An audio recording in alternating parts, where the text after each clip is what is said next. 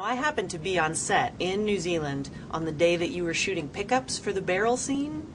Oh, yes. Now, okay. from where I was sitting, it looked like they were just spinning you around in a barrel for easily 90 minutes, just hitting you with green sticks.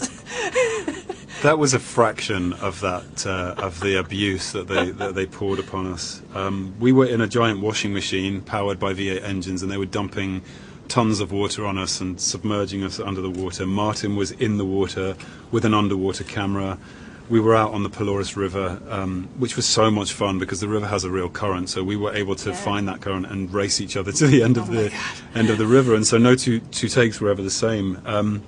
Yeah, it was an extensive sequence and a huge amount of fun. It's almost like Peter Jackson thought you guys were having too much fun, and then in Pickups wanted to punish you for that fun. Peter Jackson was always punishing us. The glee in his face when he poured a ton of real stinky fish on top of myself and Graham McTavish. No. He was having a great day. He was clapping, smiling, laughing, keeping us in there way longer than he needed to. He looks like a nice guy, but we know the truth. I read something, and I hope you'll tell me if it's true or not, that when you were playing Thorin, that you would dream in character?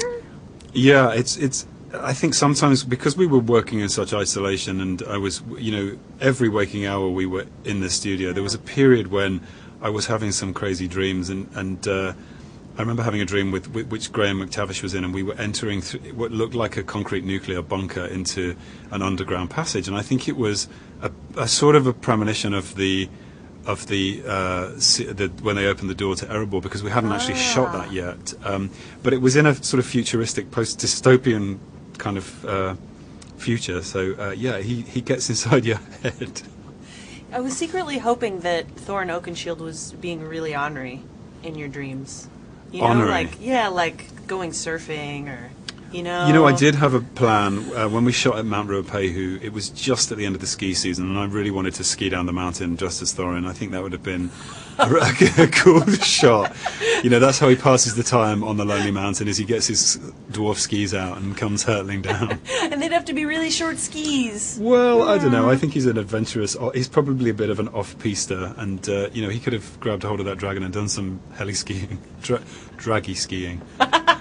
With fire to propel With you. fire? Can you imagine? That would be an amazing shot. And then no one could follow on the slopes behind you. The snow would be gone. Because the snow would be melted. It would all be gone. And one of the things that I think about with Thorin is how weighed down he is by his history and his costume. Yeah, and his go costume. on. Sorry, that was serious. Go on. His history. But his knowing what his father and his grandfather have been through, and I was wondering if there was something that you think you have inherited from your real life father.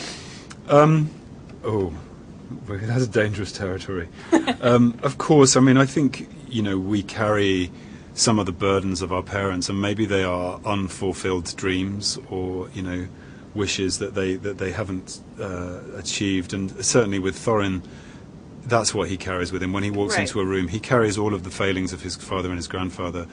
But out of love for them and loyalty to his people, he makes that attempt. He risks his life to reclaim that on behalf. I mean, there's a positive side to it, and so that was more my intention with the question. Is like something nice that you've inherited from your father. It's true, and I think because we were always trying to make our parents proud, and Thorin's father's lost as far as he's concerned, but the memory of him is something that he needs to honour, and that's why he takes on the quest.